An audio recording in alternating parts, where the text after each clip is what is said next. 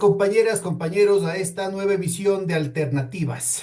Clodoveo Astudillo, miembro de la Academia Nacional de Historia, destacado militante de la izquierda ecuatoriana, investigador, sociólogo académico, aceptado continuar con nosotros esta conversación sobre los orígenes de la izquierda en el Ecuador.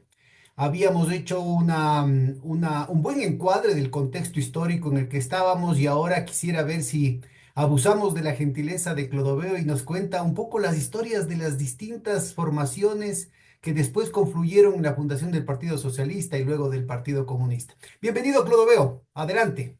Muchas gracias. Me es grato volver a este canal para conversar sobre un tema que ha sido trabajado por algunos historiadores ecuatorianos, entre ellos el compañero Elías Muñoz, Elías Muñoz y Vicuña. Elías Muñoz Vicuña en temas obreros, que dejó algunas anotaciones. Y también hay una nueva publicación de una maestría de Hugo González Toapanta, que estudia el periódico La Antorcha y los inicios del socialismo en Quito, que da nuevos datos y que permiten rehacer un poco Para algunos nuestra temas. audiencia, ojalá hubiera cómo pasarlo por PDF y repartirlo por las redes sociales. Elías Muñoz Vicuña hizo también una recopilación de fotografías de la época, que creo que es Sí, yo tengo un el documento trabajo gráfico de formidable. Elías. Buenísimo. Yo tengo el trabajo de Elías y en PDF que lo podríamos enviar de todo lo que hizo él, ¿no? Es muy interesante, ¿no? Muy bien. Oye, y esto del trabajo del sociólogo, ¿qué es? Historiador, este compañero Historiador, Teopanta. sociólogo, es de la Universidad Andina, ¿no? Qué bueno, Está qué bueno. yo, Deben ser de las una nuevas publicación que generaciones. la compré allí, no sé si esté en PDF, voy a ver, si está, yo te lo envío para que lo Muchas compartas. gracias. A ver, veamos entonces qué nuevas informaciones tenemos al respecto. Bueno, recordemos un poco que, como tú bien lo señalabas, para la década del 20, de hecho, habían nuevas condiciones sociales, económicas, políticas, la crisis cacaotera, los nuevos desarrollos económicos en la Sierra Centro y en el norte, debilitada la burguesía agroexportadora,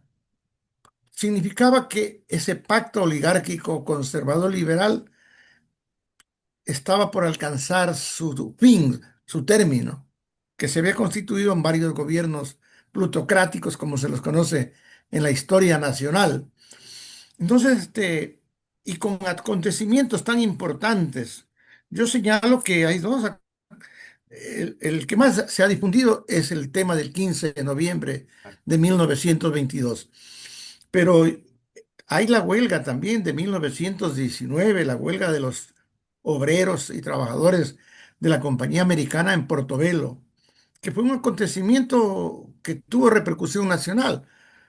Fue de tal envergadura que los directivos y las familias americanas que pernoctaban en la ciudad, en el campamento minero de Portobelo, se trasladaron a la puntilla de Santa Elena hasta que pase la revuelta y, y hasta que se restablezca el orden militar, porque fue a partir de la intervención militar con expulsión de algunos dirigentes de trabajadores que terminaron no volviendo porque se los expatriaban y no tenían permiso de volver a los asientos de donde se los Esto era todavía expulsaba. en el gobierno de Baquerizo Moreno, ¿verdad? Claro, en el gobierno de Baquerizo Moreno. Y también, bueno, eso también. Y la secuela que trajo el acontecimiento del 15 de noviembre de 1922. En primer lugar, con no se saben cuántos muertos, algunos hablan de decenas, otros hablan de miles de muertos. Ese acontecimiento, por ejemplo, trajo que hayan algunas personalidades que luego van a jugar un papel importante en el Para movimiento nuestra audiencia, obrero. sobre todo los más jóvenes, ahí hay una referencia formidable que es la novela de Joaquín Gallegos Lara, Las cruces sobre el agua, ¿no? Y Claro, la eso me vez quería anterior hacer. mencionamos el tema de la guerra, la guerrilla de Concha en Esmeraldas, y ahí es cuando los guayacanes florecían, ¿no? Que yo creo que vale la pena recomendar una lectura, además de muy interesante, un verdadero homenaje a los protagonistas heroicos de ambas gestas, ¿no? El 15 de noviembre, por ejemplo, fue actor Flores Milo Romero Paredes, que un dirigente de los carros urbanos de Guayaquil que participó en la huelga, que sobrevivió a la masacre porque estuvo acompañado por dos primas que murieron y desaparecieron y que nunca se encontraron sus cadáveres. Flores Milo Romero después pasó a ser, lo cancelaron de su trabajo y vivió de su profesión de peluquero. Y se integró luego al Partido Comunista, fue miembro del Comité Central. También cuenta Manuel Medina Castro que su padre también fue un actor de ese 15 de noviembre. Y el propio Jorge Carrera Andrade, que quiteño, estuvo en Guayaquil en esos momentos y presenció el acontecimiento y todo lo que pasó con los muertos y con los heridos y desaparecidos. Es decir, fue un acontecimiento que nosotros Para nuestra hicimos. audiencia, Jorge Carrera Andrade es un insigne poeta, que además es uno de los fundadores del Partido Socialista, que viaja conjuntamente con Ricardo Paredes a presentar su afiliación a la Internacional Comunista, pero que en el camino se pierde, ¿no? Se pierde en la literatura y solamente llega Ricardo Paredes. Bueno, eso nos estamos adelantando, lo vamos a comentar más tarde. La poesía Entonces, formidable, ¿no? como vemos, estos acontecimientos, más la debacle económica que vivía y también, de hecho, ya la preparación de la sustitución del gobierno vía una revuelta que fue la revuelta de junio de 1925, que lo conocemos aquí con el nombre de la Revolución Juliana. Entonces, ese es en ese marco que va a asomar varios periódicos obreros, de intelectuales, que van a dar cuenta y van a hacer oposición a los gobiernos plutocráticos de esa época. Junto a por ejemplo, en 1920 hay un periódico en Guayaquil, Bandera Roja, que ya nos dice con su nombre la orientación que tiene ese periódico. ¿Podrías mencionarnos algunos de los personajes, de los sectores involucrados, por ejemplo, en Bandera Roja? Parece que es el dirigente de la Federación Regional de Trabajadores de Guayaquil, es el que Estrada, me parece que es el apellido, el que dirige. La la Federación Regional de Trabajadores de Guayaquil es una de las más combativas durante los sucesos del 15 de noviembre. Claro, y con tendencia, él era un tendencia anarquista, era, pero un dirigente que influyó mucho en el asunto del movimiento sindical. Jorge Carrera Andrade también en 1920 a 1930, 23, tuvo un periódico La Humanidad.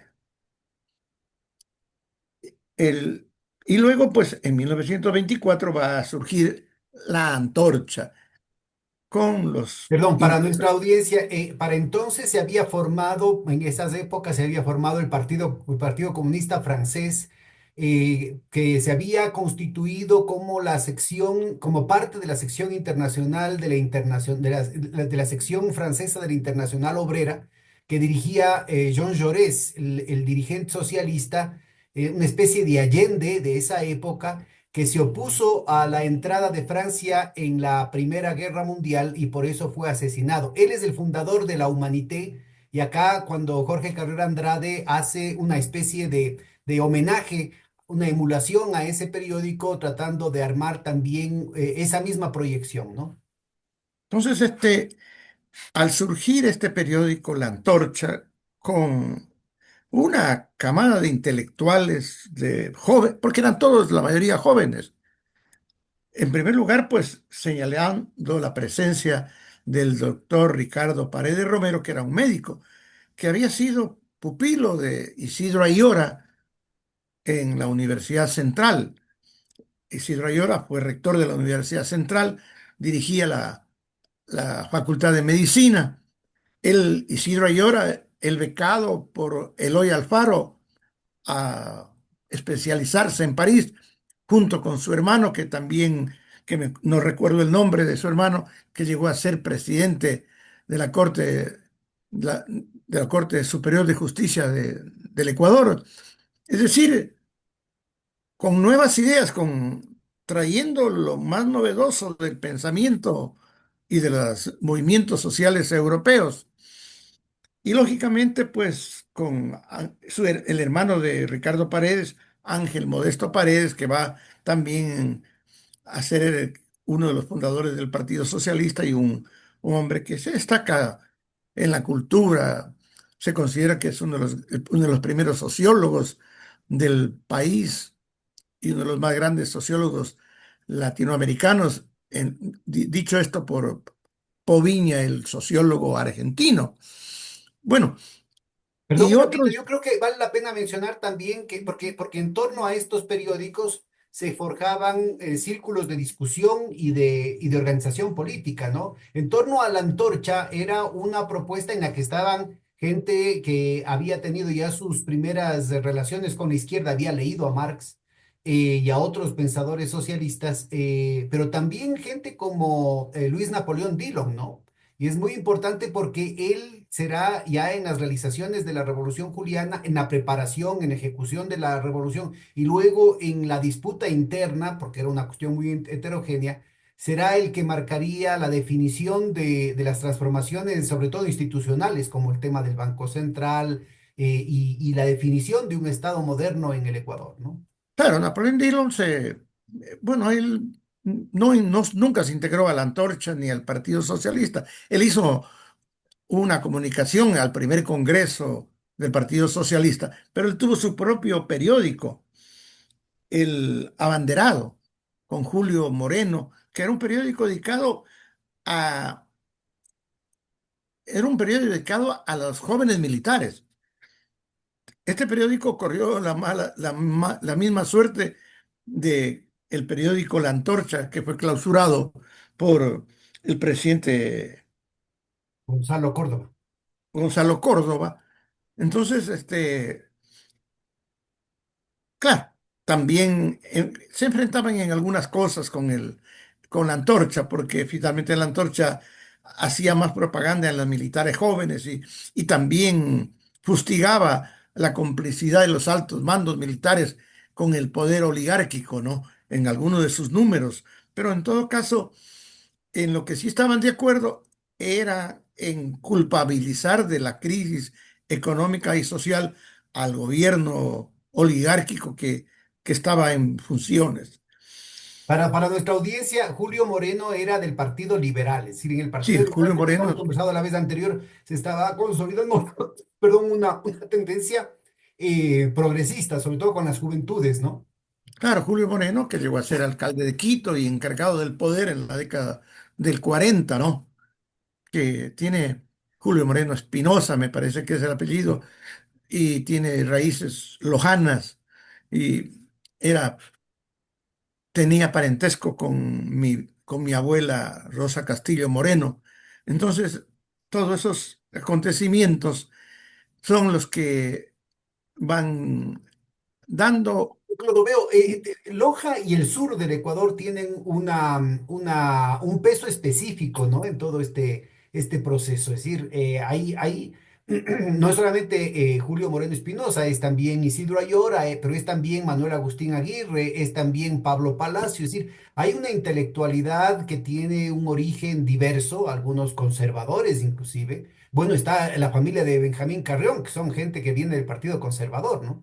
Y que trasciende, que entra en un proceso muy particular por su proyección nacional, es decir, está claro, presente en la discusión en ciertos sectores intelectuales de la lejana Loja una muy fuerte discusión, una muy fuerte participación política por entrar a definir las tareas de la nación. Una cuestión que no Claro, necesariamente estaba en el resto de las oligarquías, digamos, que de los claro, es que personajes más Loja importantes, era ¿no? una provincia golpeada por el bicentralismo.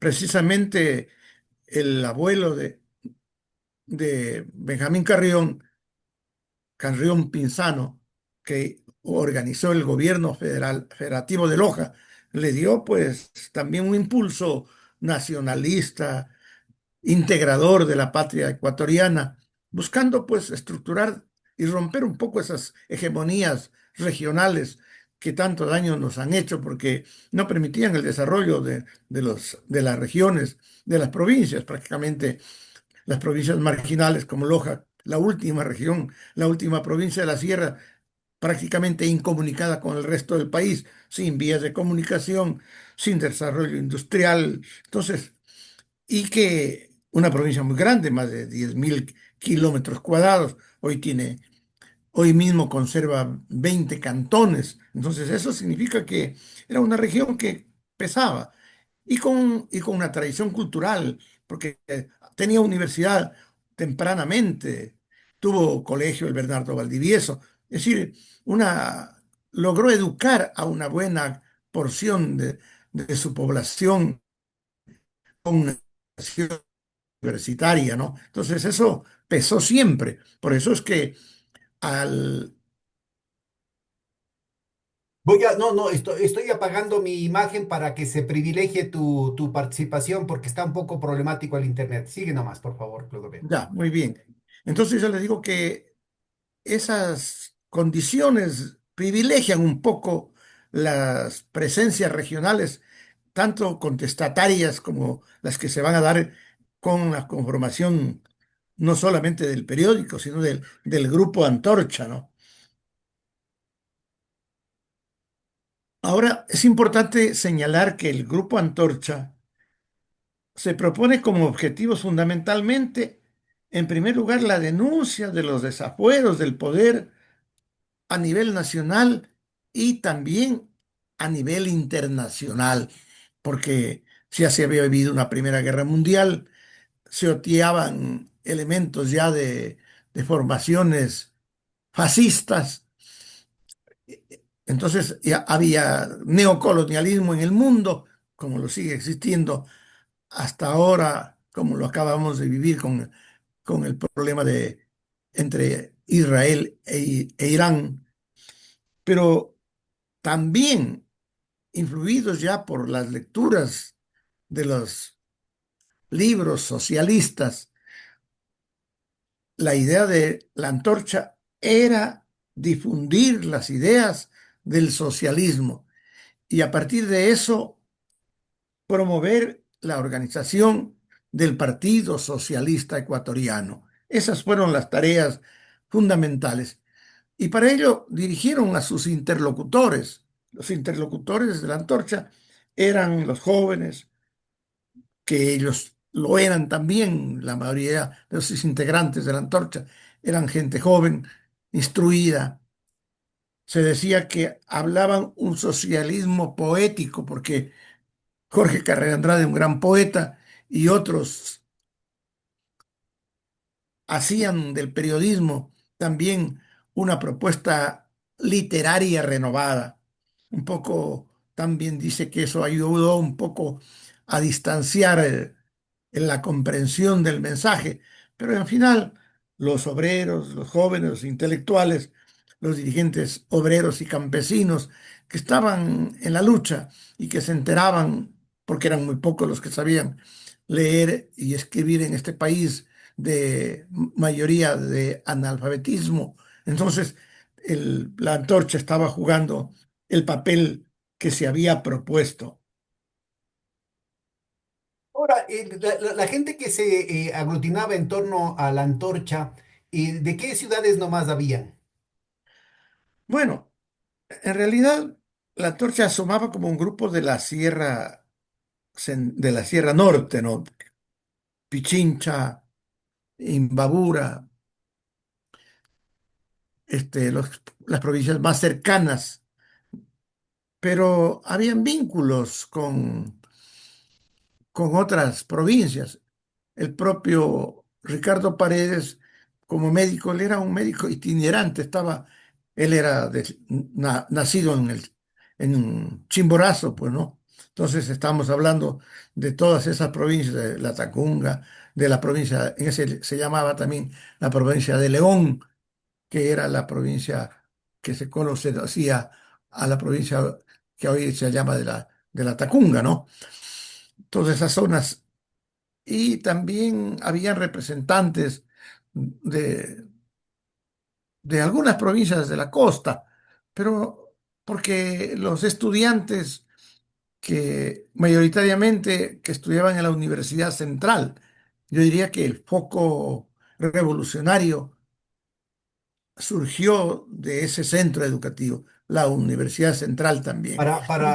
Nuestra joven audiencia, sobre todo, hay que tomar en cuenta que parte del contexto era en el campo específico universitario, en las reformas de Córdoba. Hubo una huelga universitaria en la ciudad de Córdoba, en Argentina, en 1918, que tuvo ecos en toda América Latina, sobre todo en México, ¿no? En México y bueno, esto estuvo vinculado a toda una propuesta, habíamos hablado la vez anterior de Jorge Enrique Rodó, pero también del modernismo, de gente como Rubén Darío en torno al tema antiimperialista, al rol de la universidad, al rol de los intelectuales en la transformación de los países de América Latina. Y es importantísimo entender por qué, sobre todo la juventud, que en muchos casos por primera vez en sus familias accedían a la instrucción superior, tenían una opción casi, casi de moda por las corrientes socialistas, ¿no? Sí, por esa razón, desde los primeros números del periódico La Antorcha, el primer número de La Antorcha resume el acontecimiento del 15 de noviembre de 1922. Y varios de los números se dedican, varios de las entregas que hace, de las 30 que hubieron en total, se dedican a promocionar y a esclarecer los problemas del movimiento obrero, porque habían concepciones precisamente habían concepciones de que, por ejemplo, los congresos de obreros debieran participar solamente obreros y no querían que participen campesinos, intelectuales, sectores medios, cuando nosotros sabemos que el tema del trabajo engloba a todos los sectores, ¿no? No solamente a los obreros propiamente dichos industriales, sino a aquellos que reciben un salario o que reciben un sueldo, pero que en realidad son trabajadores. Entonces, eso, y también, claro, en el movimiento obrero estaba profundamente enraizada las concepciones gremialistas.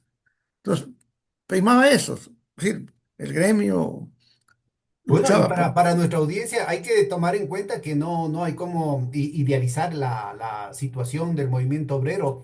No solamente que habían estas corrientes gremialistas, sino que dentro de la derecha había una infiltración muy fuerte. Recordemos que en el asesinato de los Alfaros participaron dirigentes que luego constituirán la Compactación Obrera Nacional en la Guerra de los Cuatro Días, y algunos de ellos, inclusive tal vez ya en otra generación, son las más estructuras que constituyeron la Central Ecuatoriana de Obreros Católicos en 1938, ¿no? Entonces, yo creo que es importante ubicar que también había de parte inclusive de los pesquisas, ¿no? De sectores de la policía, había una infiltración también del movimiento obrero que era utilizada como parte de las disputas del poder oligárquico, ¿no?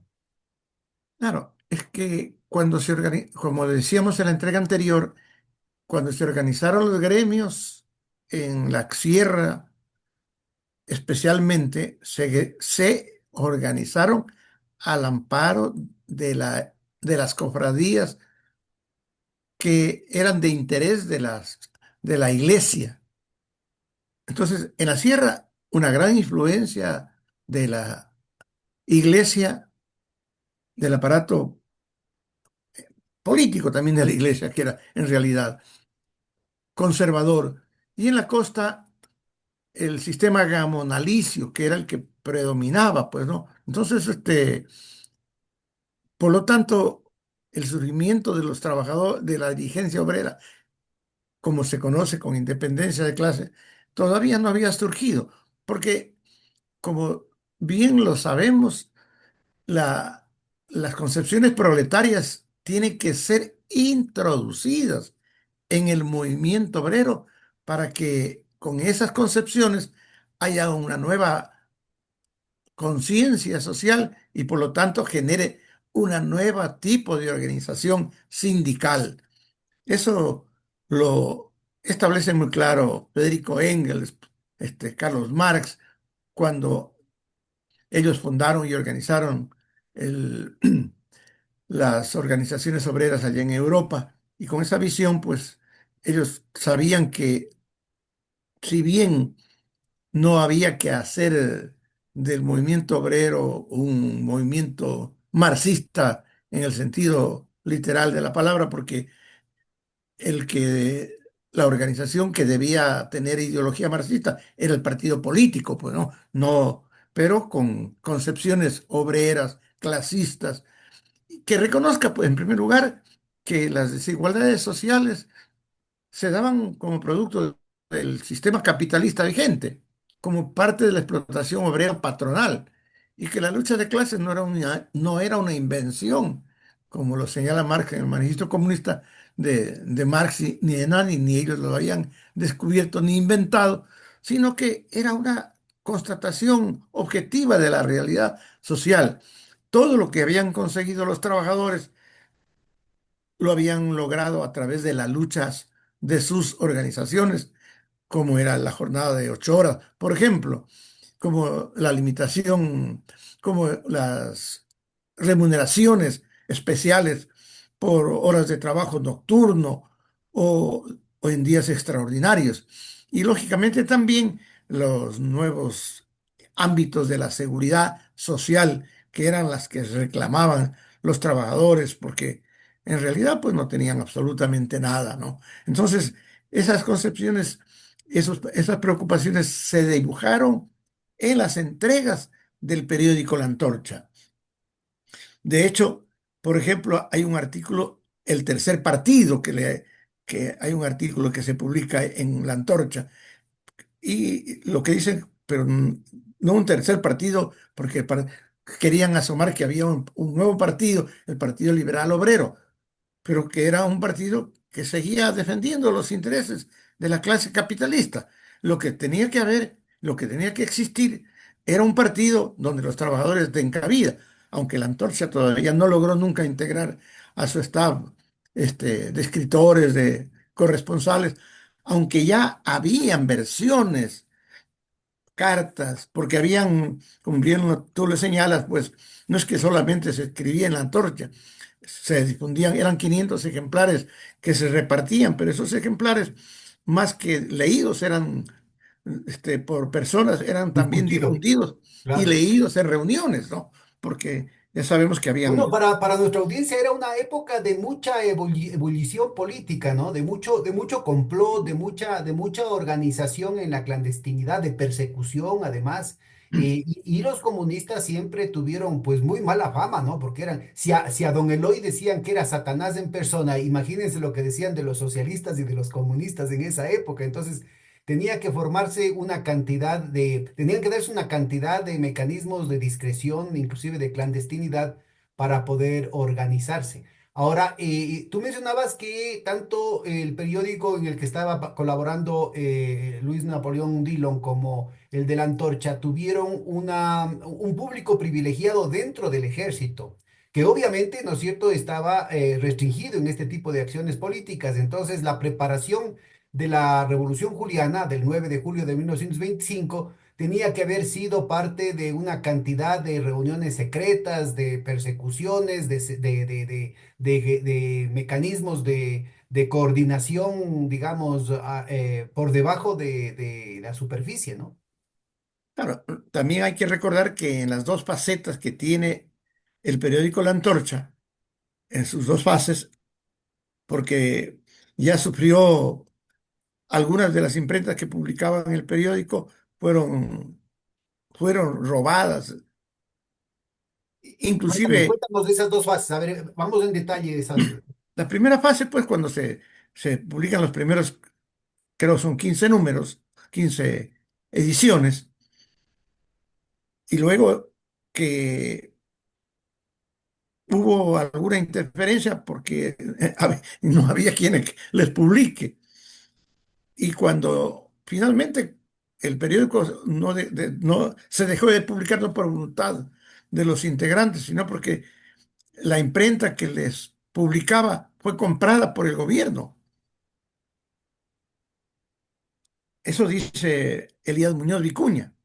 para evitar la difusión, ¿no? Qué mejor Claro, manera de para definir la ejecutarla. cosa. Y luego, pues ya la segunda fase fue prácticamente un periódico en un formato más pequeño, clandestino.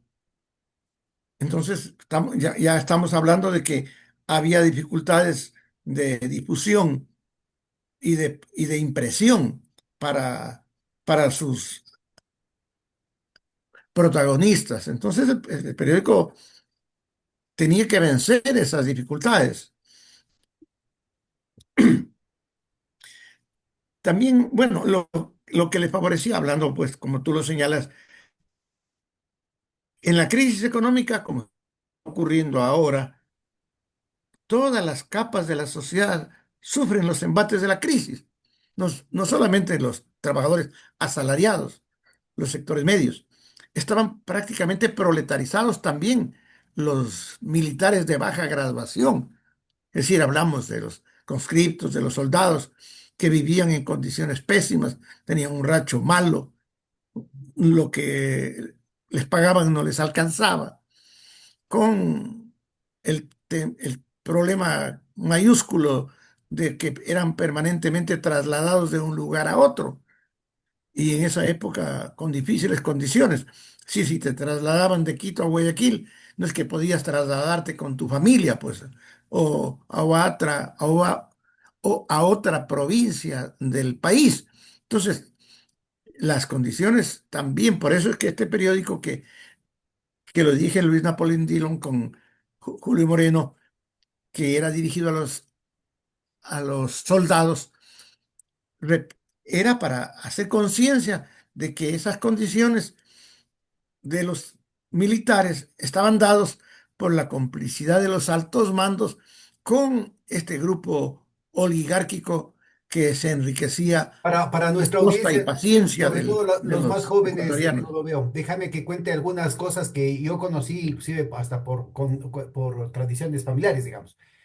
Profesores, personal de salud, inclusive médicos y los militares, que eran los primeros, los más numerosos, digamos, empleados públicos en el incipiente estado de bienestar que se había armado después de la Revolución Liberal, eran sujetos no solamente que les pagaban tarde, mal y nunca, sino que a veces había un contubernio entre los funcionarios del Ministerio de Finanzas y los chulqueros, y por el medio del cual se endeudaba a la gente, se endeudaba a los empleados públicos y quienes recibían en realidad los sueldos eran directamente los chulqueros. Los chulqueros daban unos adelantos y con eso ya se quedaban, digamos, se embolsicaban la diferencia y resultaba ser que lo que terminaban recibiendo los tanto militares como médicos como maestros de escuelas, de colegios, era no solamente el sueldo reducido, sino muy a destiempo, ¿no? Claro, es que Imagínate cuando les tocaba irse a la rural, cuando les tocaba los traslados a los militares, era un sacrificio enorme, ¿no? bueno, yo recuerdo hasta la década del 50, la década del 60, los militares, los oficiales militares de baja graduación vivían prácticamente al día y y las remesas de sus sueldos llegaban por correo, como era para los profesores que llegaban por quincena cada 3, 4, 5, les llegaban a deber hasta 6 quincenas y les llegaba una, cuando ya esa quincena había sido vendida, puesta, fiada en las tiendas. Por eso que en las tiendas y en los negocios había letreros que decían se fía, pero no a los profesores. Entonces los Esa es militares, buena, esa no había oído. Esa está buenísimo. Oye, pero otra cosa que caracteriza a la izquierda es la temprana solidaridad y militancia codo a codo con la lucha obrero, con la lucha campesino-indígena, ¿no? El tema de los huasipungos. Y en eso una relación con gente que había estado involucrada en las movilizaciones militares de los Alfaro, ¿no? claro, también hay que entender, como señalábamos, si la educación ecuatoriana se transformó con la creación de los colegios normales para formar profesores primarios. La Academia Militar que fundó Eloy Alfaro le dio también una mejor preparación a la oficialidad. Por lo tanto, había ya una joven oficialidad con una comprensión mejor de la realidad, porque antes eran simplemente militares que ascendían sin mayores preparaciones, ¿no? Entonces, sí, aunque en el siglo XIX se hicieron algunos intentos de mejorar la formación del ejército, pero realmente fue Eloy Alfaro el que le constituyó a la fuerza militar como un organismo con educación, con ascensos, con rangos que le permitían, pero las condiciones, el propio Eloy Alfaro siempre se quejaba de que no había dinero, que no tenía dinero para atender las necesidades. Esto es muy Y importante porque resulta ser, ¿no es cierto?, que los oligarcas nunca pagaban impuestos. Básicamente lo que se podía es recoger algo de las aduanas que habíamos conversado en las veces anteriores, que también estaban totalmente desinstitucionalizadas y que se había terciarizado, es decir, que básicamente se hacía una subasta y los amigos del gobierno de turno lo que hacía es, se quedaban, adelantaban una parte de la plata al gobierno y ellos cobraban el resto, ¿no? Entonces, normalmente estos adjudicatarios de estas licitaciones eran gente vinculada a los bancos, ya vamos a ver el papel del Banco Comercial y Agrícola y de otros bancos que le prestaban al gobierno imprimiendo su propio dinero. O sea, en lugar de que directamente el gobierno imprima su dinero, eran estos bancos los que le prestaban en crudo y en cocinado, es decir, le prestaban directamente o les financiaban a estos intermediarios que terciarizaban las recolecciones públicas. O sea, al final, para hacerle corto el cuento, el tema es que el gobierno quedaba con muy pocos recursos para efectivamente cumplir con sus obligaciones, ¿no? es decir, el sistema recaudatorio estatal era muy débil.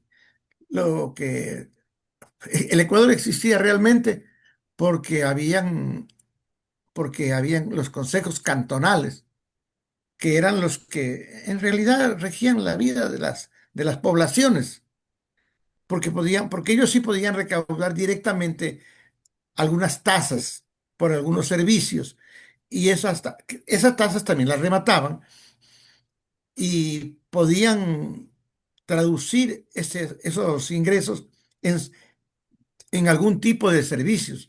Pero el Estado realmente apenas podía dar atención. Por ejemplo, las estadísticas del aporte del presupuesto estatal a los consejos no llegaba, era minoritario, no llegaba al 10-20%. En otros casos ni siquiera llegaba a nada. A lo mucho llegaba, le pagaban al jefe político, que era más importante que el presidente municipal, porque los presidentes municipales eran ad honorem, los concejales eran ad honorem, y el que ganaba un sueldo del Estado era el jefe político. Y muchas de las veces el que presidía las reuniones de los consejos era el jefe político, y en las capitales de provincia el gobernador. Entonces, vean ustedes lo endeble de la estructura organizativa del Estado ecuatoriano. Por eso Ahora, en uno, este mismo marco, bueno, primero hay que ubicar que el primero que empieza, alguien un primer esfuerzo con García Moreno, pero que es muy deleznable. Después el que empieza a darle forma es don Eloy, y él se alía con los bancos, ¿no? Sobre todo Francisco Urbina Jado, que era hijo de José María Urbina, un militar liberal que tuvo un papel importante en la revolución de marzo de 1845 y en la manumisión de los esclavos de 1854, aunque no lo hizo él, sino su gemelo. Después abusan, ¿no? Al principio se convertía en un instrumento muy pragmático de poder tener los recursos suficientes como para hacer obra pública, como para poder hacer, constituir las instituciones como sería la educación pública, los hospitales, la cuestión del ejército. Pero luego los banqueros abusan y se convierten en un instrumento de chulco, pues, ¿no? En contra del gobierno, lo cual sería uno de los factores desencadenantes de la crisis, sobre todo cuando cae el precio del cacao, ¿no? Claro, recordemos también que el Ecuador era deudor de la deuda inglesa y esos papeles de la deuda inglesa le causaron grandes dolores de cabeza a todos los gobiernos de turno, que ya se lo sabían, que ya eran los ecuatorianos, como ahora ocurre con la deuda externa del Ecuador, que la mayoría está en manos de ecuatorianos y que la compran porque son los que pueden hacer la gestión para el pago de intereses, para que no pierdan el valor esas acciones. Entonces, y mayormente aún cuando ya los banqueros, especialmente el famoso banquero Urbina Jado, dueño y propietario del Banco Comercial y Agrícola del Litoral, hijo del general Urbina, presidente de la República, que cuando ya comenzaron ellos a emitir papel moneda y sin respaldo. Entonces, el principal deudor el, de estos bancos era el Estado, que comenzó a Aquí una vivir nota al de pie de los página. préstamos. En la época de Don Eloy, él hace una reforma monetaria, él constituye al Sucre en moneda nacional en el 1900, al final de su primer mandato, y prepara toda una reforma monetaria en la que obliga a los bancos, a pesar de que eran aliados del gobierno, prestándole al gobierno, a que tengan un respaldo suficiente y en cualquier momento cualquier papel, cualquier billete emitido por los bancos privados podía ser transformado, podía ir cualquier usuario y decir, a ver, quiero que me den esto en oro. Entonces, esto es importante porque justamente durante la Primera Guerra Mundial, sobre todo a partir de 1916, habíamos hablado la vez anterior que ya hubo una crisis de sobreproducción de banano, hubo una crisis de sobreproducción en el mundo en general, el mundo capitalista, que es lo que De provoca la cacao, ¿no? Primera Guerra Mundial, se caen los precios del cacao y compensan sobre todo los agroexportadores que tenían sus bancos propios como el comercial y agrícola, compensan emitiendo sin ese respaldo que en la época de Don Eloy, en las épocas revolucionarias, digamos, del liberalismo, se convertía en un instrumento, digamos, de anclaje con la economía real para evitar los abusos. Luego, eso desde 1916 se elimina y los bancos podían emitir todo el papel moneda imprimir todo lo que les daba la gana. Imagínense, se llama señoriaje, ¿no? La diferencia entre lo que costaba imprimir los papelitos y el valor facial que le entregaban al gobierno y el gobierno se encargaba de validar esos préstamos con una diferencia gigantesca, con un señoría que cobraba el sector privado. Esto provocó no solamente inflación, sino un verdadero desbarajuste de la situación monetaria, financiera del país, que es lo que finalmente la revolución juliana entra a, a solucionar, pues, ¿no? Entonces, yo creo que es importante ubicar que en la izquierda hubo estos debates, hubieron estos debates con gente como habías mencionado a Medardo, como Ángel, el hermano de Ricardo Paredes, ¿cómo era? Ángel Modesto Ángel Paredes. Modesto. Ángel Modesto. Pero también había a los primeros indicios, digamos, a nivel de la discusión universitaria, el papel más lúcido, sin duda, el de Luis Napoleón Dillon. Por eso yo digo, yo conozco también de referencias familiares, ¿no es cierto?, que Luis Napoleón Dillon, con gente como militares que estuvieron al principio en el gobierno, en la conspiración para hacer la Revolución Juliana, como Albán Borja, el que después tiene los centros comerciales, son gente que estuvieron discutiendo los problemas económicos del país. Es decir, no era un problema de que habían hecho la revolución en Rusia o que estaba de moda los libros de Marx, de Engels, de Lenin, sino que, y de Kautsky, ¿no? También circulaban ese Plejánov, La Briola, ¿no? Circulaban acá. Habías mencionado algunos de sus libros la vez anterior, sino que había una necesidad muy específica, es el análisis concreto de la situación concreta, la que va radicalizando no solamente a importantes sectores de las Fuerzas Armadas, sino también a intelectuales y a inclusive empresarios, ¿no? Ahí está el caso de Dillon, pero de toda la gente que después constituía la fábrica, la Internacional, ¿no? Que al principio era una especie de suscripción de empresarios industrialistas que inclusive querían hacer su propio banco para contrarrestar el efecto oligárquico del manejo que estaban haciendo los bancos de Guayaquil, ¿no? Ahora, en Guayaquil también se había dado una fracción industrialista en torno a amigos de Don Eloy, como es el banquero Emilio Estrada, ¿no? Que fallece muy pronto y es una de las cosas que desatan el arrastre de los Alfaros, que es el hecho de que desaparece su valedor más importante dentro del empresariado guayaquileño. Cuéntanos un poquito cómo ves vos esta situación y la influencia de estos grupos de izquierda incipientes antes de la Revolución Juliana y cuál es el papel que juegan durante, o sea, en la preparación de la Revolución Juliana. De hecho, pues si había la revolución liberal con ampliación de la educación secundaria, con mejoramiento de la educación universitaria, había creado un estamento de intelectuales, de profesionales, abogados, médicos. El propio Levi Alfaro había, como ya señalé, el caso de Isidro Ayora, este, por ejemplo, algunos intelectuales y algunos profesionales se especializaron en Europa. Acá tenemos en la provincia del Oro Manuel González Astudillo, médico también, que fue a especializarse en París y que regresó a ser presidente del Consejo Cantonal de Zaruma, luego presidente del Consejo Cantonal de Machala, gobernador, y que ahora inclusive hay un colegio que se llama con ese nombre. Es decir, con esas transformaciones que duraron un periodo muy importante, de 1896 a 1912. Estamos hablando 16 años, que es más, un periodo más largo que el periodo de Rafael Correa, por ejemplo, que duró 10 años, ¿no? Entonces, hubo la posibilidad, con todas las contradicciones y con todos los problemas, de hacer transformaciones. Asesinado Alfaro, sus lugartenientes, sus seguidores más fieles del Partido Radical, la oligarquía se sintió fuerte y comenzó a hacer de las suyas.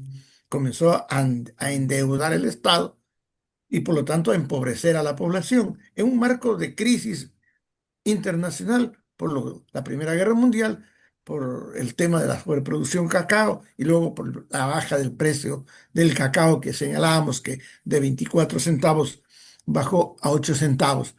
Eso produjo, pues, de hecho, expulsión de mano de obra, la gente que había venido a trabajar, ya no pudiendo ganarse.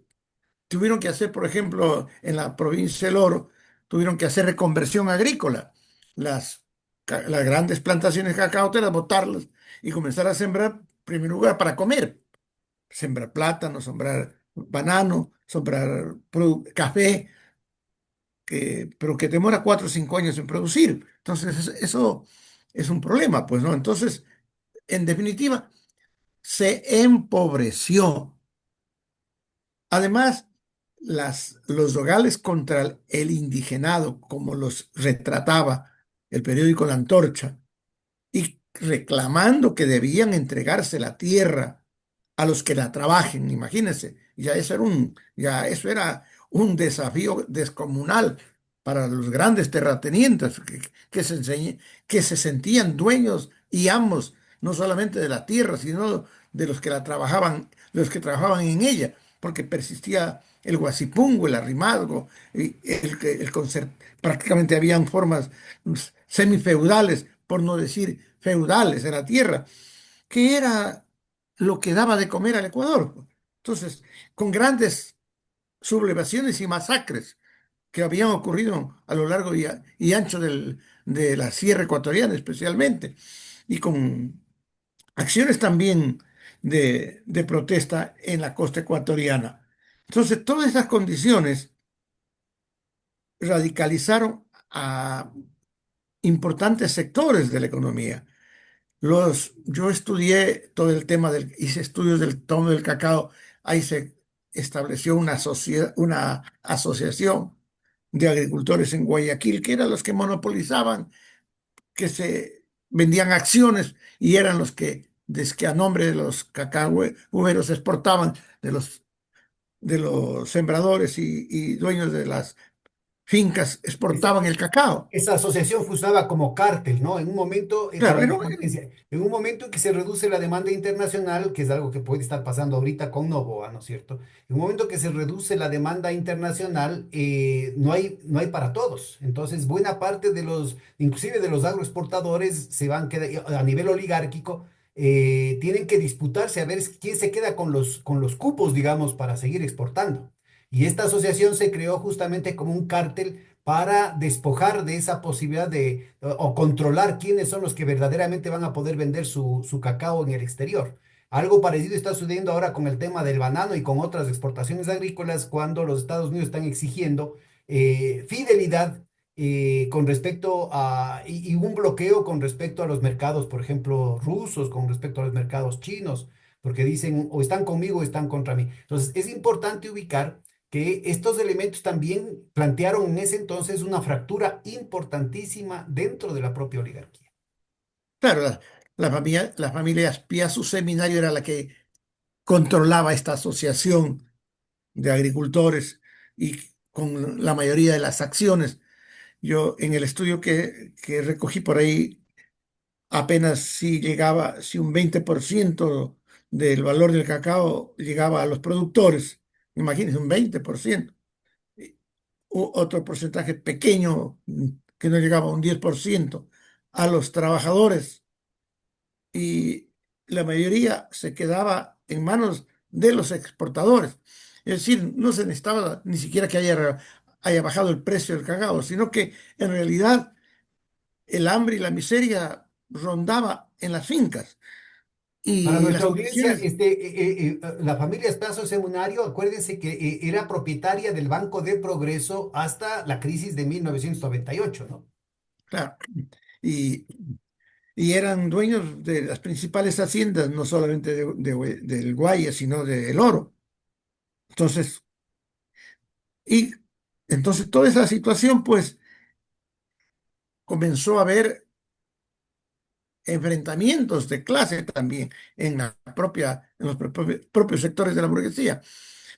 Hay estudios también que lo que está pasando, que la manutención de la alimentación de la población ecuatoriana estaba en manos de la Sierra Centro, ¿no? Que era la que producía el caso de Tungurahua, Chimborazo, pero que llegaban con las dificultades de los transportes en condiciones difíciles a los mercados.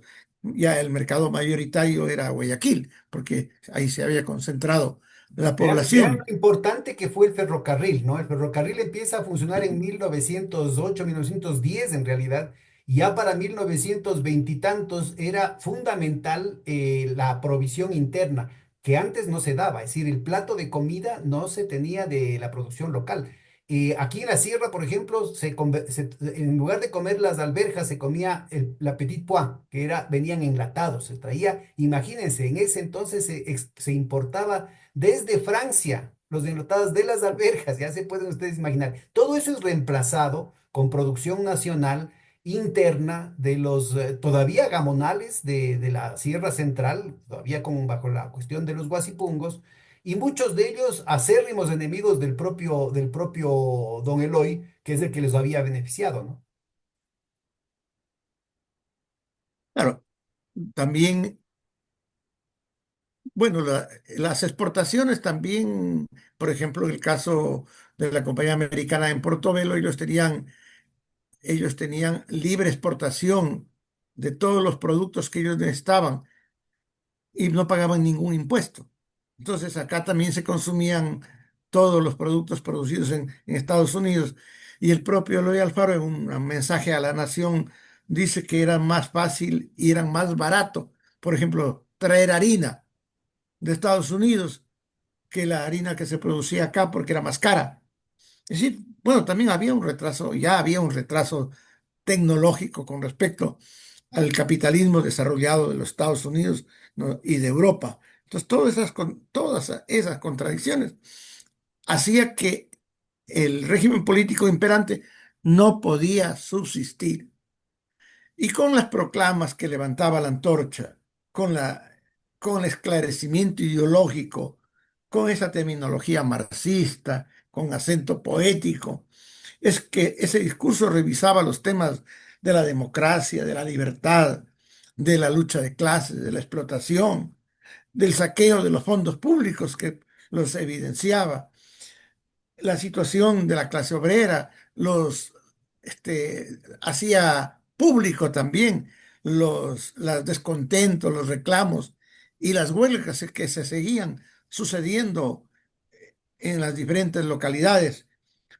Y también fue este periódico La Antorcha el que puso también en tapete el problema indígena. Recuerden que ya Pío Jaramillo Alvarado había escrito El indio ecuatoriano, por ejemplo, ¿no? Pío Jaramillo Alvarado era de los Que sectores reformistas dentro del Partido Liberal, ¿no?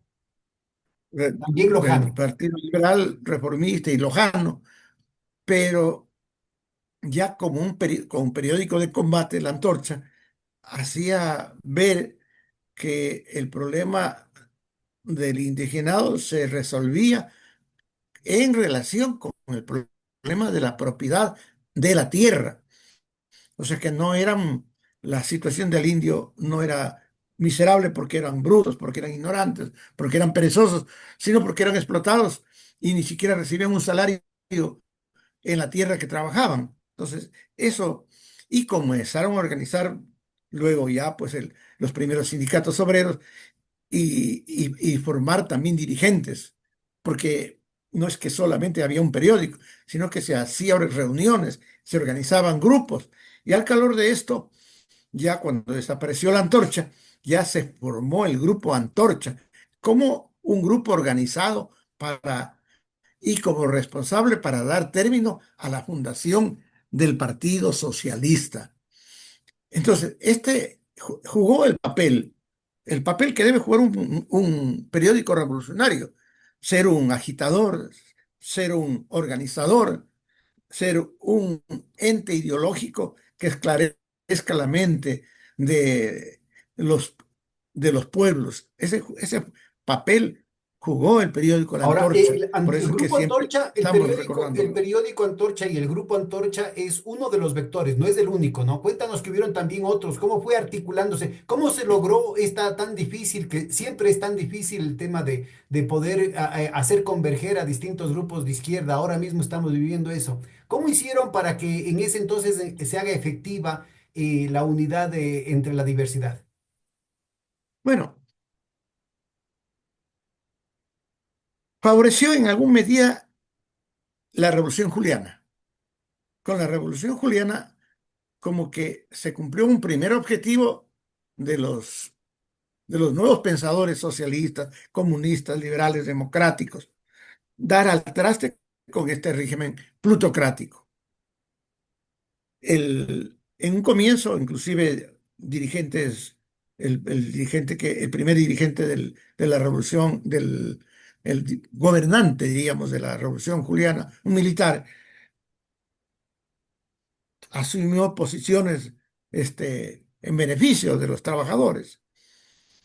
Reconoció la importancia de la organización de los trabajadores y como en los puntos planteados por los militares jóvenes eran coincidentes con las proclamas que hacía la antorcha y con los programas que se iban redactando, con las metas que se iban estableciendo.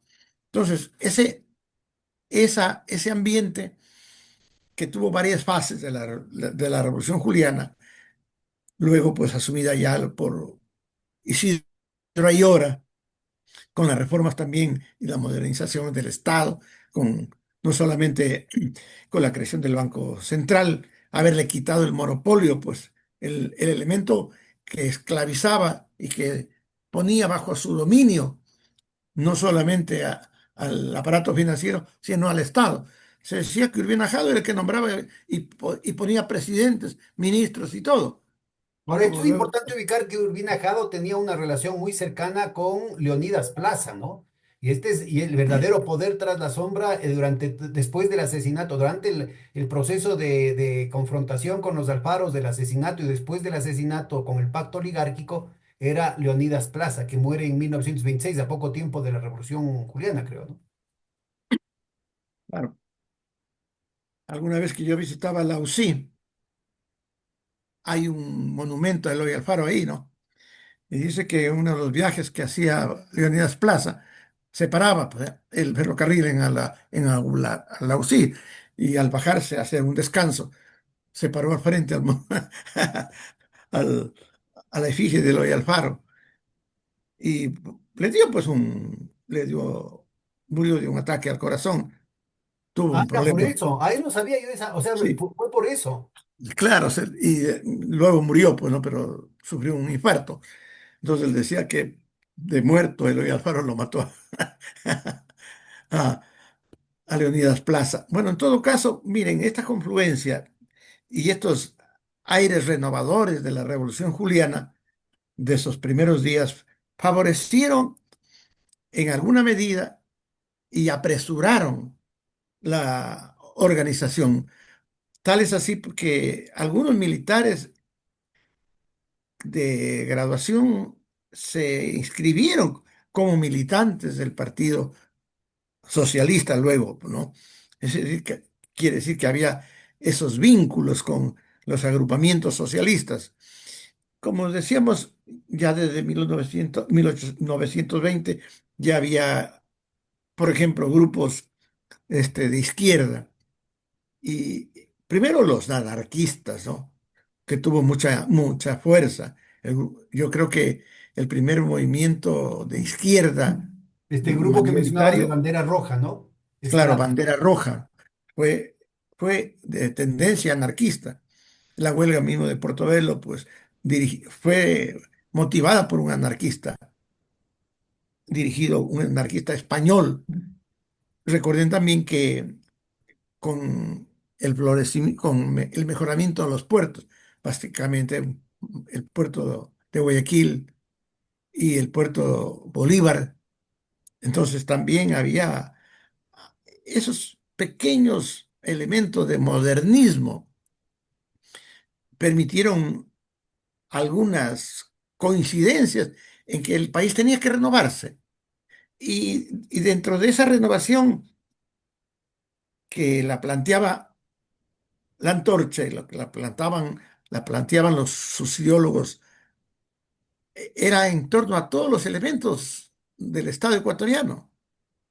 Por ejemplo, ahí entra por ejemplo, en el cuento educativo, Ángel Modesto Paredes y Emilio Scategui, que es uno de los grandes pedagogos que ha tenido el Ecuador, que participó en la formación del primer Congreso Socialista, que le dio y que hizo una discusión en cuyo Congreso hizo una amplia discusión sobre el tema educativo.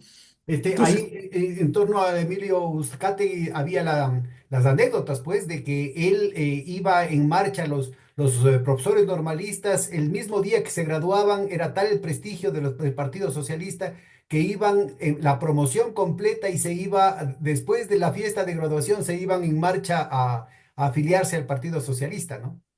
claro, y porque los maestros, la fundación del Colegio Normal Juan Montalvo, Manuela Cañizares, se hizo con estas personalidades que estaban en capacidad de dar preparación y capacitación.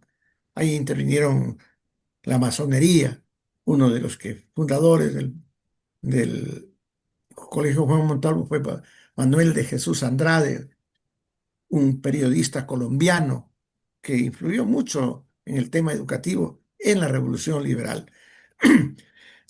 Entonces, con, con estos núcleos de maestros en las provincias, con alguna presencia ya de algunos profesionales y con la formación también sindicatos, de asociaciones, de gremios. Y la influencia, pues, mundial de la Revolución Rusa, pues, ya para 1925 ya había muerto Lenin, ya estaba Stalin, ya los habían vencido derrotado prácticamente a la guerra civil en Rusia.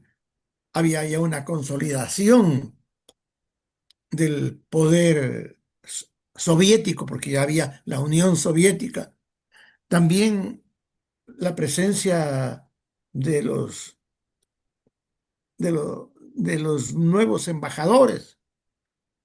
Hay, por ejemplo, la presencia de un encargado de negocios del gobierno mexicano, Rafael Ramos Pedruesa, que llega aquí al Ecuador, que él era un marxista, había visitado ya la Unión Soviética y cuando estuvo acá ya comenzó a dar conferencias y era invitado a los sindicatos de Guayaquil, de Quito, de los colegios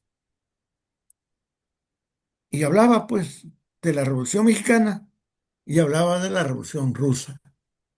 Entonces, ¿cómo se fueron conformando agrupamientos Y interesantes, este embajador importantes? mexicano también era masón, Claro, porque para entonces estaba de presidente de México Álvaro Obregón, que también era Álvaro masón. Obregón, claro, que era un... Entonces, miren ustedes, allí también vamos a encontrar que los, toda esta influencia de los libros marxistas que se leían en las librerías, que se vendían y compraban en las librerías, toda esta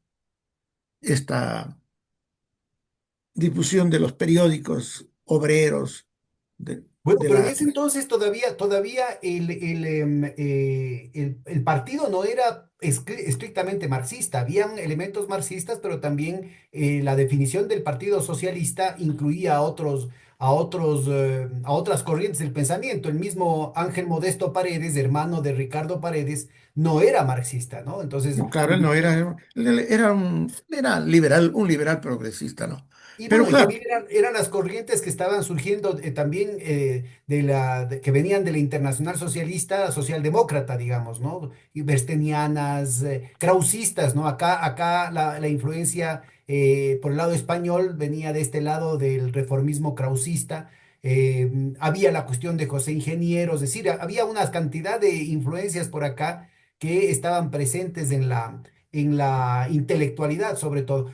Cuéntanos, ¿tú conoces qué pasó con los fieles, digamos, al ideario de Alfaro? Es decir, acordemos, vamos a tener una conversación con Eduardo Puente precisamente sobre Peralta, ¿no? Entonces, veamos qué pasó con Peralta, porque Peralta en sus últimos años se define como socialista, pero no aparece en la fundación del Partido Socialista. Cuéntanos qué pasó con el hecho de que la intelectualidad alfarista no plegó a esta situación y sin embargo varios de los lugartenientes indígenas de Alfaro estuvieron en el Comité Central del Partido Socialista y luego del Partido Comunista.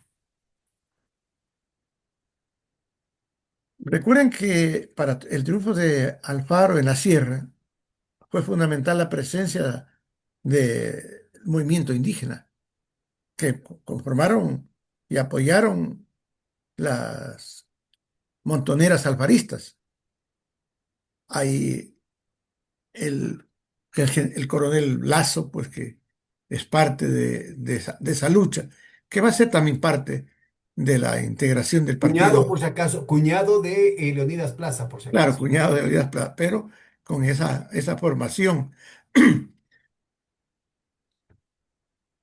Lógicamente también, aunque no aparecen, ya hay un activismo social de la mujer ecuatoriana también. Esto es muy importante, ¿no? Porque hay toda una leyenda, hay toda una leyenda negra de los posmodernos, ¿no? Sobre todo en la academia, los noveleros que planteaban. Yo tuve una bronca ahí en la Flaxo, vino, me acuerdo, Cockburn vino acá a la Flaxo hace unos 30 y tantos años y aparecieron algunas gentes de la Flaxo ahí, supuestamente cientistas sociales se llamaban en ese entonces, a echar todo tipo de flores, entre comillas, a lo que era la izquierda ecuatoriana, diciendo que recién ahorita nunca tuvieron presente el tema indígena, nunca tuvieron el tema de las mujeres, nunca tuvieron el tema ecologista, y, en fin, toda una cantidad de mentiras cuando el Partido Socialista y el Partido Comunista incluía mujeres cuando las mujeres no votaban, incluía a indígenas, hombres y mujeres indígenas, analfabetos que no votaban tampoco. Lo cual quiere decir, e inclusive en algún momento yo creo que el primer candidato presidencial del Partido Comunista fue un zapatero mulato, ¿no? Ese estaba en estas fotografías que había recopilado Elías Muñoz Vicuña. Entonces yo creo que es Sí, importante ubicar esta tradición, ¿no? Para hacer, o sea, habrán muchísimos problemas, muchísimas limitaciones, pero yo creo que es importante hacer un recuento de lo que fue la historia verdadera de la formación de la izquierda, que desde el principio se mostró muy interpenetrada con los intereses del pueblo y sobre todo con un alto nivel de autonomía con respecto a las corrientes internacionales. Cuéntanos un poquito cómo se fue constituyendo esa vinculación de gente que estuvo con Alfaro, pero que luego acaba en la formación del Partido Socialista, ¿no? claro.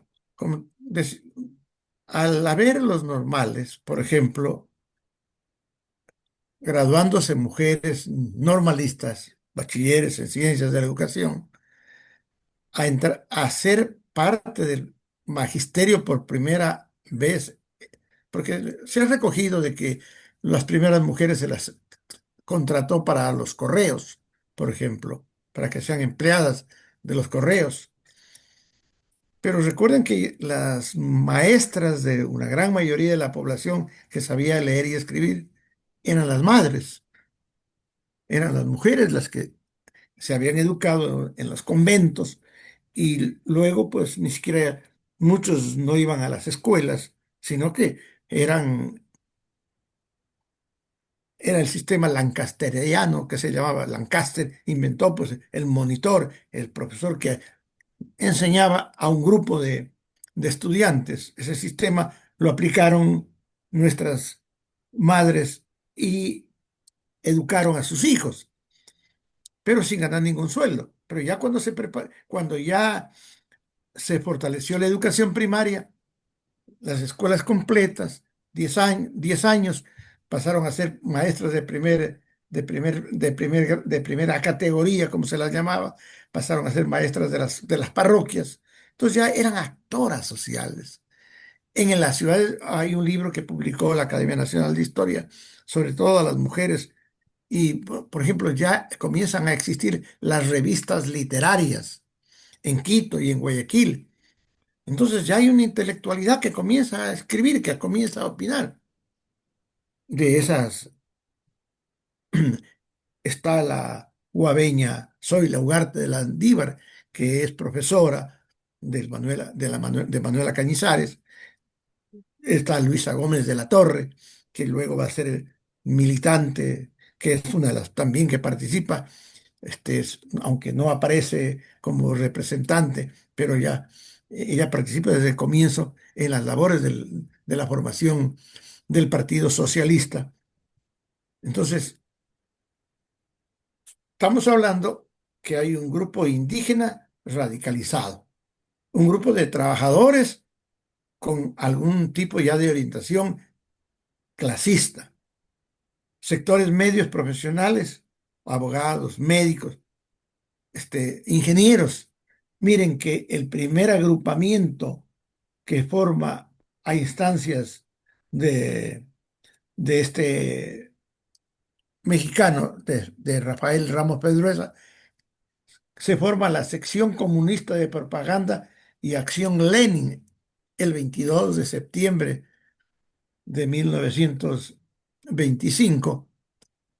¿Quién estaba Que en vamos esta, a- de los personajes ecuatorianos, quién estaba en este comité de acción y propaganda? En este estaba, por ejemplo, el ingeniero Pablo Charpentier, que fue uno de los directores de la Asamblea del Congreso del Partido Socialista, Alberto Suárez, Timo León Jácome, Juan Carolis, que fue importante dirigente, dice, representaba a la provincia del Oro, todavía no logró establecer una buena biografía de él. Luis Anda Rumazo, Manuel Anda y Fernando Chávez. Ellos son los que forman. Fernando Chávez, por si acaso, es un escritor el que escribe Plata y Bronce, ¿no? Es de los Sí, primeros, plata y bronce. de las primeras novelas realistas, ¿no? Medio Sí, indigenistas de ese entonces. Pero también es fundador de la Escuelita Espejo, que yo estuve en la Escuela Espejo, por cierto. allá sí. Y mire, ellos hacen su organización y son los primeros en pedir la afiliación a la Internacional Comunista y nombrarlo a Rafael Ramos Pedrosa, el representante de esta sección, a la Internacional Comunista. Y es un grupo ya como el grupo, como el grupo Lenin, que también hay me parece que es en una de las provincias de la Sierra. Es decir, ya hay un grupo de militantes comunistas Dentro del Partido Socialista. Esto es dentro importante, de ¿no? Pero esta también corriente. recordemos que el primer secretario general es Ricardo Paredes y él desde el Claro, principio es marxista, ¿no? Y él va, inclusive, yo creo que es una cuestión que las ciencias sociales y también la izquierda ha descuidado muchísimo, pero ubicar, ¿no? Ubicar que primero siendo un médico, que en ese entonces que no había internet, que no había, que los correos eran pésimos, ¿no? Y toda esa cuestión él va a Moscú y de buenas a primeras entra a disputar a los grandes cuadros de la Internacional Comunista la caracterización de la formación social latinoamericana como semidependiente y semifeudal. Y es de los primeros, estamos hablando de que 40 años antes de que se plantee la teoría marxista de la dependencia, Ricardo Paredes habla, ¿no es cierto?, de que una mejor caracterización de las formaciones sociales latinoamericanas es de un capitalismo dependiente. claro, él dice, El capitalismo es atrasado, hay un atraso tecnológico, él habla de deformidades que es una cuestión interesante porque él como médico tiene este término, ¿no? De la deformidad del capitalismo latinoamericano.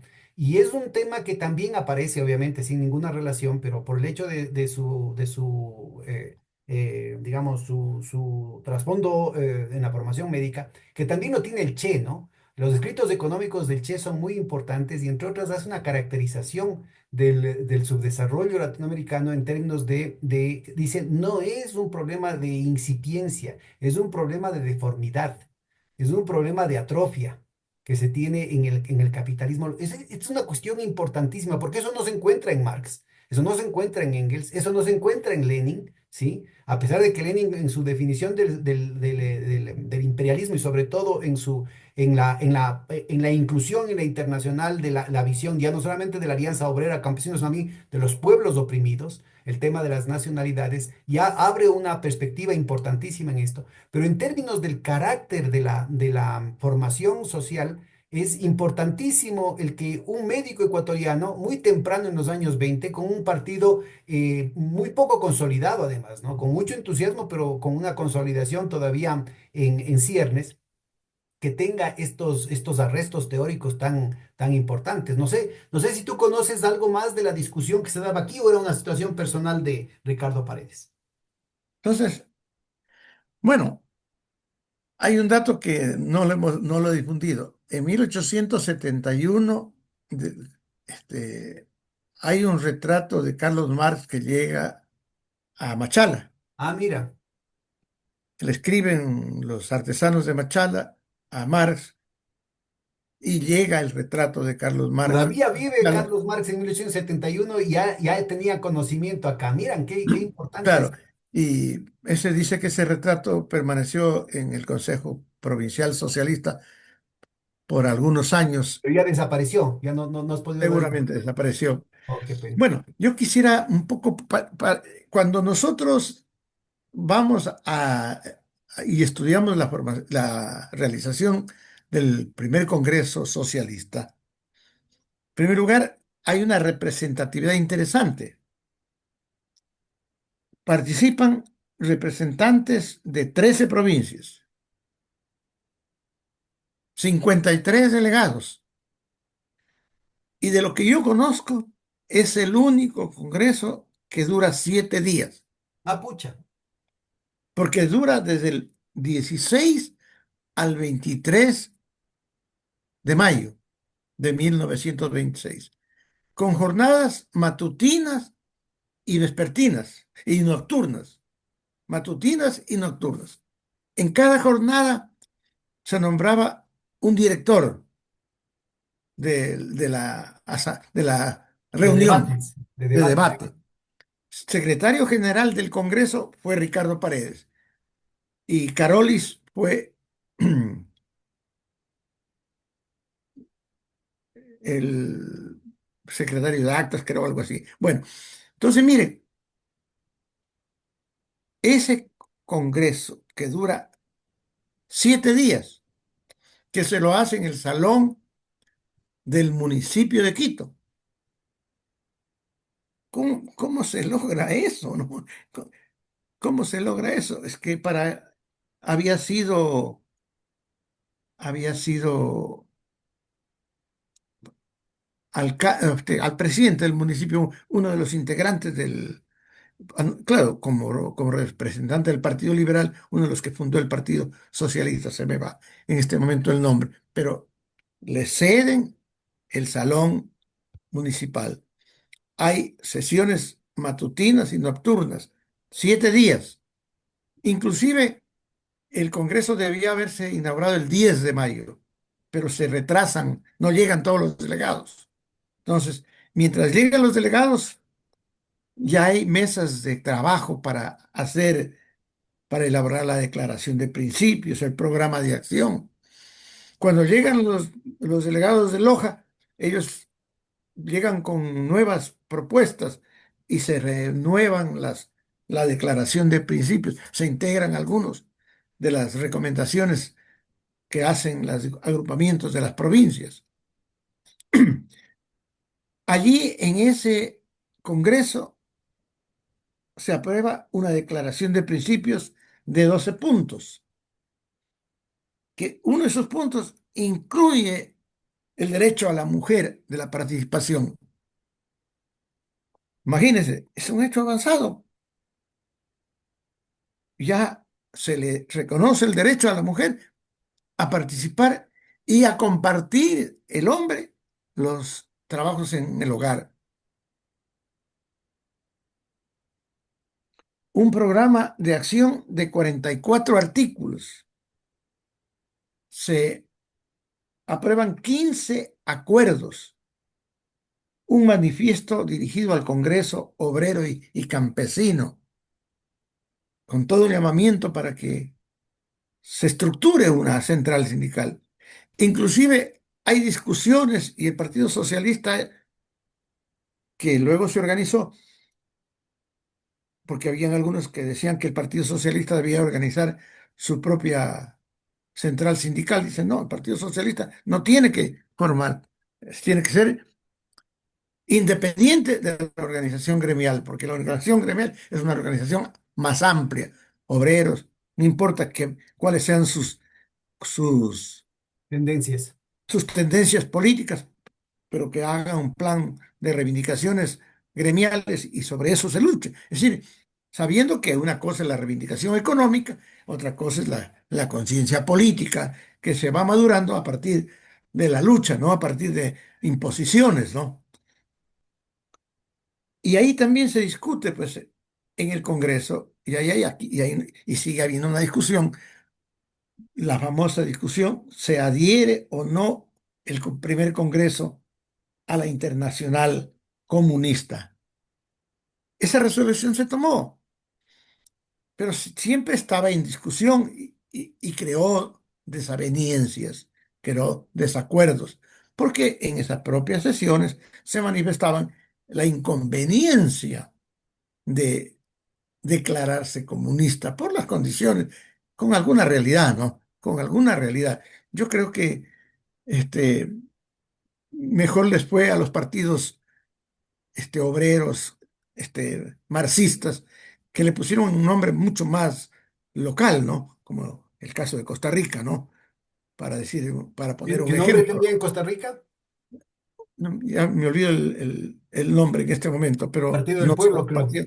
no se llama ni Partido Comunista ni Partido Socialista. Yo, yo creo que es importante, no, no sé, ¿cuál sería la relación que tendría con otros intelectuales? Por ejemplo, con Recabarren, ¿no? En el tema organizativo desde Chile, o con un Mariátegui en el Perú, o con lo que serían la intelectualidad de izquierda de Colombia, que tendríamos la... Porque en términos de la solidaridad liberal, ahí fue muy importante, estabas hablando de Manuel, de Manuel de Andrade, ¿no?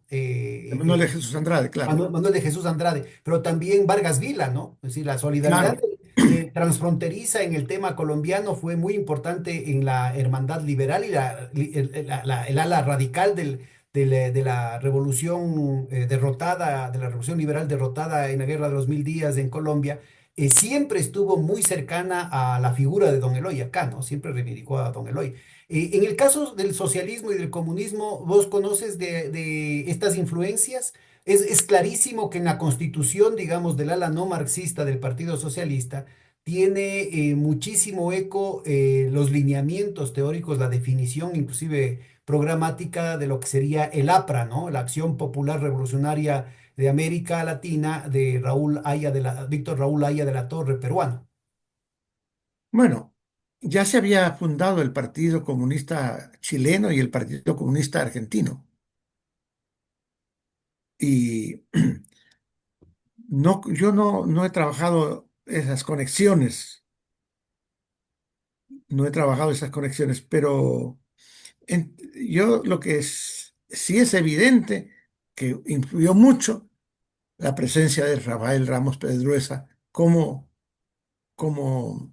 Ahora, porque yo diría en términos de las autonomías en la creatividad, el socialismo como creación heroica de Mariátegui, ¿no? A diferencia de lo que tendría es un Codovilla, el dirigente italiano que llega a Argentina y que es claro, fundamental en la constitución del Partido Comunista Argentino, acá no solamente que no hay una correa de transmisión, sino que al contrario, van gente como un oscuro Ricardo Paredes o un brillante, digamos, ya con mucho prestigio en Europa, el peruano Mariátegui, van a la Internacional Comunista a debatir, a discutir, a disputar tesis. Yo creo que es muy importante esa situación en claro. términos de la producción de un marxismo autóctono en América Latina, ¿no? Yo- bueno, en realidad, siendo honestos, hay que reconocer que la creación del Partido Socialista en sus virtudes y en sus defectos fue creación de una intelectualidad joven. No fue como el caso de Chile, el Partido Comunista Chileno Obrero. obrero. Luis Emilio Recabarren era un obrero. Fue su fundador y fue su ideólogo, ¿no? Entonces, acá, de hecho, pues las condiciones de atraso económico, el analfabetismo, Jesús Gualavicí, que fue compañero de lucha y de trabajo con Ricardo Paredes, que llegó a ser, que fue fundador también del Partido Socialista, fue el primer miembro del comité, el primer indígena del comité central. Lo mismo hablamos de Dolores Cacoango, también mujer combativa, que también llegó a ser miembro del comité central, la primera indígena comunista. Bueno, es decir, en sus desarrollos ya posteriores, ya se fue integrando trabajadores, indígenas, mujeres a la militancia política. Pero de hecho, pues en la lucha social había esos contactos. Y Ricardo Paredes, que era un dirigente que deambulaba por el país, Claro, además era un organizador, ¿no? Yo era un tengo referencias de que él se metía a los guasipuncos. A propósito de la referencia que hacía en la sesión anterior de Ígloga Trágica, en la que prácticamente Saldumbide denuncia el hecho de que hay estos licenciados, dice él, ¿no? Que son peores que los liberales, dice, ¿no? Menciona. Estamos hablando de 1910. Ricardo Paredes era de estos licenciados, ¿no? En ese caso de Paredes era un doctorcito que estaba metido ahí en los guasipuncos. claro, bueno, también había una tradición. Mire que Manuel de Jesús Andrade Ese recorrió el país, y no solo el país, sino América Latina, cuando fue el primero que escribió sobre la masacre de Eloy Alfaro y tuvo que irse a asilar en Panamá. Entonces, ese también recorrió, estaba en Machala, estaba en Pasaje, estaba en Quito, y como tenía un suegro muy rico que lo mantenía, entonces ¿Quién era? pudo, ¿Quién era? era mi bisabuelo Manuel Astudillo Sabaniego, Ah, mire. era un gran terrateniente, entonces él le permitió, hasta Manuel de Jesús Andrade, hasta vendió minas a la compañía americana, entonces con ese dinero pudo hacer política. Entonces, había esa tradición de los dirigentes de estar movilizados, estar en las organizaciones, estar en las luchas, acompañándoles, defendiéndoles. Y también ya hubieron dirigentes mestizos o mulatos también. Por ejemplo, el caso de Reynolds, Claro. que es un dirigente socialista, ferrocarrilero de origen jamaicano, porque también la presencia del ferrocarril no solamente que modernizó, sino que trajo Eso los afrodescendientes actuales no reconocen, ¿no? El tema de que, y yo insisto, el primer candidato del Partido Comunista, cuando ya se divide en el Partido Socialista del Partido Comunista en 1931, el primer candidato fue en 1932, es un zapatero mulato, ¿no? claro, mulato, Entonces, es muy importante esa situación. claro, ahí Y está luego la viene gente como fisonomía, Jorge Reynolds, ¿no? Entonces, claro. es un hombre, es un afrodescendiente, además de origen jamaiquino, de los trabajadores que vinieron a construir el ferrocarril.